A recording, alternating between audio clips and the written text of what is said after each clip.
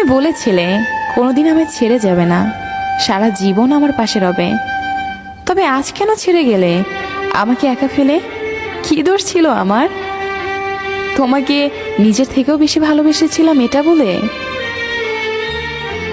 কাউকে ভালোবাসি বোঝানোর সবচেয়ে বড় অনুভূতি হলো কান্না করা।